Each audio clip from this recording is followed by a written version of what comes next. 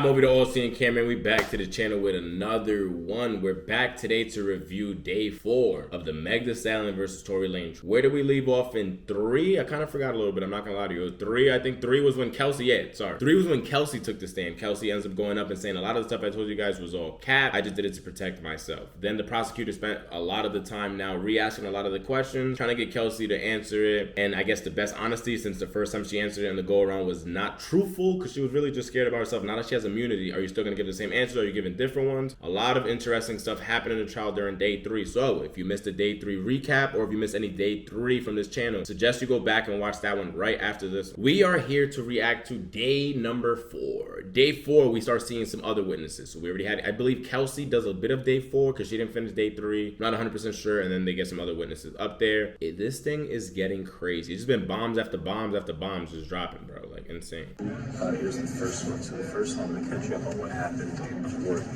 prior to Kelsey taking the stand, prior to the doctor taking the stand. So the defense brought up a couple of issues where he feels like he's being treated unfairly by the prosecutors. First, as a just housekeeping, let me also tell you this. The defense called back one of the police officers. He said, hey, this police officer is one of the prosecution's witnesses. I want on the record that he needs you back here on Monday.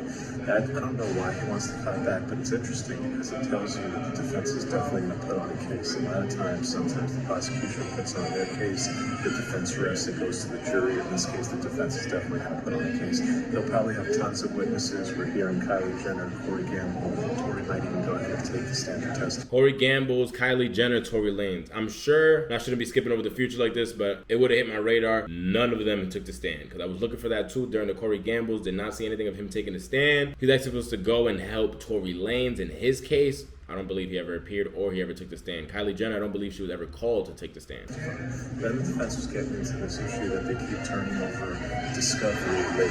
All the discovery and the witnesses, everything they were planning on introducing in the trial has to be done 30 days in advance. That was not done here. So the defense's point is this is unfair. You can't spring this stuff on me at this point.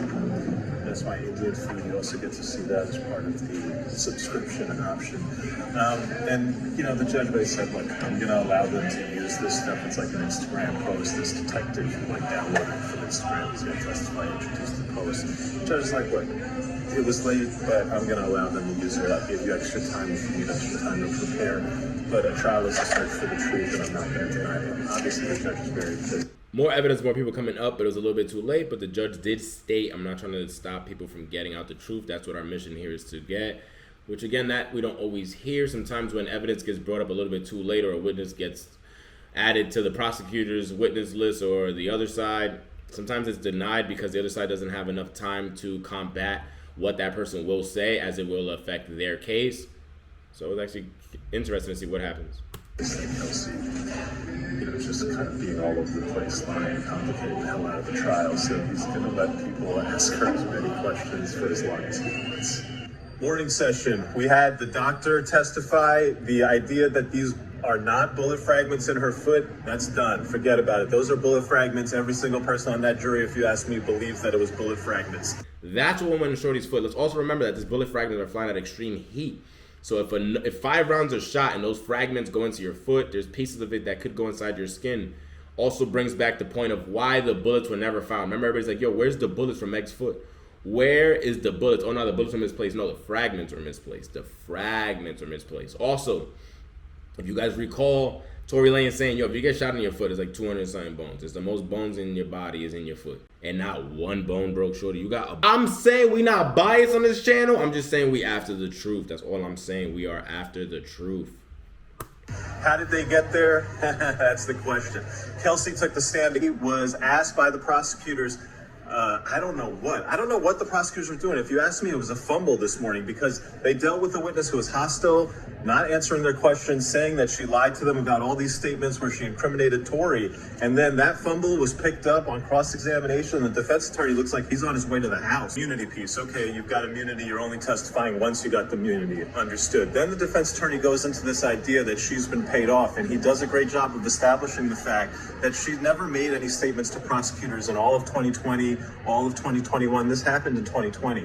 She only made a statement to prosecutors in September 2022. And the prosecutors are using all this evidence of alleged bribes. That stuff was years ago. So why would she have taken money years ago and then September 2022 not done what she's supposed to do when you take the money, which is lie for... Because September 22, that's when she went in and said Tory Lanez was a shooter, I'm assuming. Okay, now it's making sense. And that's what she said was a lie. That she just said that because she was scared and she was trying to actually protect herself and not trying to incriminate herself. Tory.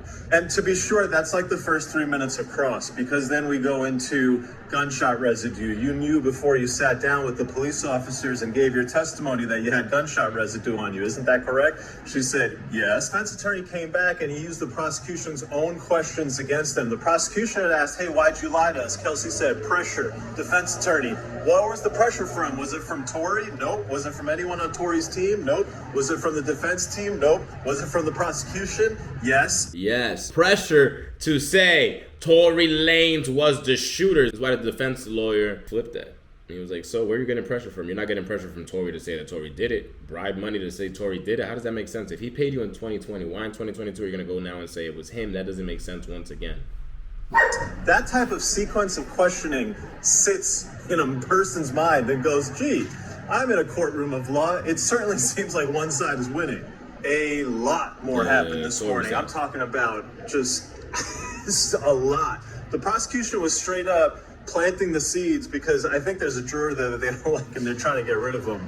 There was an issue about the prosecution springing defense evidence. They're just like throwing, oh, hey, we got this text message. I just found it in my back pocket. I'm going to use it. And the defense attorney was going nuts. Gloves are off at this point. There's a lot of cordiality. There's a lot of decorum. People follow the rules. Nobody acts out. But the attorneys on both sides, now when it comes to like, hey, can we get by with this? Like, no. I'm not okay with that. And, you know, they're saying stuff kind of out of order, out of turn. People are starting to feel that trial pressure. That's how it goes. Nothing is decided. Everything is an open game.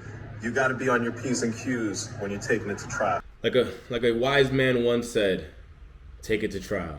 Young Thug. He's the only one that actually listened to that shit. Everybody else in that song did not take it to trial. No, they did not. What does this tell you? What does this tell you? There's a lot of information coming out of this. Okay. One, the prosecutors looking like their backs against the wall. Their backs against the wall because they were really trying to lean off that Kelsey saying that Tory was a shooter a couple months ago. Now she shitted on the entire thing. So they're back to square one. Also, what else is they saying? Tory Lanez is looking like the bribe money that Meg is going so hard on doesn't really add up. If he paid her in 2020, 2021, she didn't say anything to defend him. 2022, she didn't say anything to defend him, but actually goes in September and says something that's going to hurt him. Does that sound like somebody that received $1 million to you? I hope that a juror asks himself that question. We have one more from day 4 before we get out of here. And it's funny because the last 4 times, every time I keep saying we got the last one, I get out of here, I end up finding something else like, shit. She is done testifying, and we're on a 15-minute break. This has to be quick. The key moment of her testimony, I think, has to come down to when the defense attorney elicited testimony from her suggesting that there was a physical altercation between her and Meg. Kelsey seemed very hesitant answering these questions like she didn't want to say. However, she then said, hey, we both got out of the car. You will remember Meg testified that Meg got out of the car. She does not know where Kelsey was. Kelsey was on the passenger side. She said she got out alone and didn't know where Kelsey was. Shorty, you threw hands at her. You knew exactly where she was at. And that she turned around and she saw Tory shooting at her. Kelsey testified that this part she remembers. She and Meg both got out of the car and that there was a physical altercation. Kelsey described it as a bump. The defense attorney... There was a fight, Megan. Megan, there was a fight. Meg. So there was a fight. That's just yet another lie. Yo, you can't go to jail for lying that much in court. Come on, son. Nah, there has to be something. I guess she's on the prosecuting side, but nah. He was like, really? You guys are super drunk. You just got into a yelling match with her over the fact that she was hooking up with Tory without you knowing. You also mentioned to her that this wasn't the first time she betrayed you like that. She had done it with one other guy. Interestingly, the defense had said it was Ben Simmons and DaBaby. Kelsey said, I only named one name. She didn't confirm if it was Ben Simmons or DaBaby. You know, Ben Simmons at home like, nah, it's DaBaby, baby. Nigga, I'm only fucking one person, and that's Brooklyn right now. Get that nigga out of the NBA. And the defense attorney's like, so after all that, you guys both get out of the car. and all that happened between the two of you was a bump, I'll tell you, I don't think anybody in the room believes that the only thing that happened between Meg and Kelsey that night as far as a physical altercation is a bump, especially not when the rest of the testimony confirmed that other than discussing how she's going to be moving out of the Airbnb that she was staying at with Meg and she's going to be going somewhere else, other than a brief communication about her living arrangement, the two of them have not spoken. They have not called each other on the phone. They have not met in person. They do not talk. That is interesting, guys. What do you think about that? The fact that her and her friend don't talk, they're public enemy number one now. Like, I don't know. That's just a little weird to me. That's just a little weird to me. It's a little weird to me. Also, another key thing that we learned in day 4 was there was a fight. There was a fight. There was a fight. Yet again, something that Megan said, I got out the car. Megan, do you know where she was? Kelsey. No, I don't know where she was. I didn't see her at all. You know where she was. She was right inside your eye. But you saw Tory Lanez standing outside the car screaming, dance, bitch, dance. Like Harlem Nights back with Eddie Murphy. Come on, son. Yo, can we get a mistrial? Can we get a reasonable doubt? Can we get Jay-Z to perform Dead Presidents? I don't care what happens. Let's bring this to an end. Also, Rock Nation, you just nasty for this one, bruh. You nasty for this. Comment down below. Let me know what you think. Are you finally on the bright side? Still can't see clearly because the rain is going. Or well, what's going on? What's going on? Are you still on the other side? You still in the hottie season? You still need a little bit more clarification on what went down? Are you still on Tory's side, but it's a little bit like, I'm still not sure. Is Tory guilty? Did he do something? Did he not do something? Let me know down below. How are you feeling after day 4? We've already did day 1, day 2, day 3, and day 4 recap. Let me know down below your feelings and your thoughts. We will do day 5 right now. So if you haven't seen day 5, stay tuned for that as well. And like I love to say, until the next, we out of here. Also, if you're a fan of my concerts, go down to the description. My Instagram's there. Follow me on Instagram. Go see some exclusive images I take of artists that are uploaded on my Instagram. If you've seen a concert and you don't see the images yet on IG, just know it will come soon. It will come soon. Just follow me. You're gonna see your artist real soon. If you're in a hurry and you don't see him and you've seen the concert, you can even let me know down below. Like, bro, I love this and this concert you did. You think you can ever upload the images? I got you. Just give me a little heads on it. But other than that, like I love to say, until the next one, we out of here.